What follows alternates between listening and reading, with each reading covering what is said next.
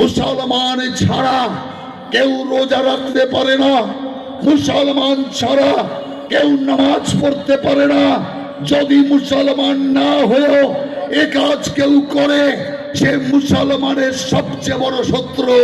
তাহলে হাদিস মতে মুসলমানের সবচেয়ে বড় শত্রু কে বলুন আপনারা? এই হচ্ছে ব্যাপার।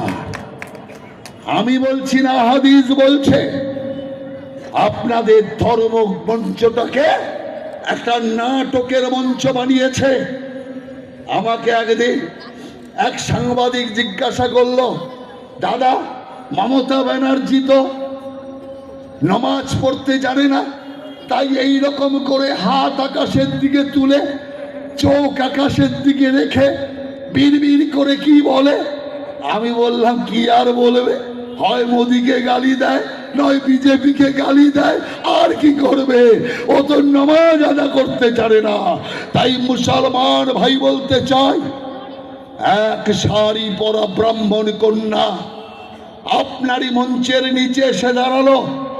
আপনার মঞ্চে ওঠার আগে একটা হিজাব পরে নিল, আপনারই মঞ্চে উঠল, আপনার মঞ্চে উঠে নামাজ পড়ার অভিনয় করলো, আপনারই মঞ্চে উঠে রোজা রাখবার অভিনয় করলো। অভিনয় শেষ, মঞ্চ থেকে নেমে গেল, হিজাব খুলে ফেললো। যেমন ব্রাহ্মণ কন্যা ছিল, হিন্দু কন্যা ছিল, তেমন আবার হিন্দু হয়ে গেল। হে মুসলমান ভাই, আপনার ধর্ম মঞ্চটাকেও নাটকের মঞ্চ বানিয়েছে মমতা ব্যানার্জি। তাই চিন্তা করে দেখুন, কে বিরোধী আপনার? কি অবস্থা? 6 বছর আগে এখানে দুর্গা পূজা আর মহরম একদিনে পড়লো, সবাই চিন্তিত। মহরম দুর্গা পূজার ভাসান একদিনে কি করে হবে? আমরা পরিষ্কার বললাম, ডান দিকের রাস্তা দিয়ে হিন্দু ভাইরা তাদের দেবী মা দুর্গাকে নিয়ে ভাসান দিতে বেরোবে, বাঁ দিকের রাস্তা দিয়ে আমাদের মুসলমান ভাইরা তাদের মহরমের তাজিয়া নিয়ে বেরোবে। হিন্দু মুসলমান একই সাথে তাদের ধর্মাচরণ করছে, এই উদাহরণ সমাজের মধ্যে প্রস্তুত হবে। কিন্তু মমতা ব্যানার্জি বললেন, না, হিন্দু তো মরা, ও হিন্দুর মাথায় পা দিলেও রা করে না। সেই কারণে মমতা ব্যানার্জি বললে, দুর্গা মাতার বিসর্জন বন্ধ, মহরম চলবে, দুর্গা মাতা প্যান্ডেলে মন্দিরে আটকা থাকবে। দুর্গা মায়ের চোখের সামনে দিয়ে মহরমের তাজিয়া ঢাক ঢোল বাজিয়ে যাচ্ছে।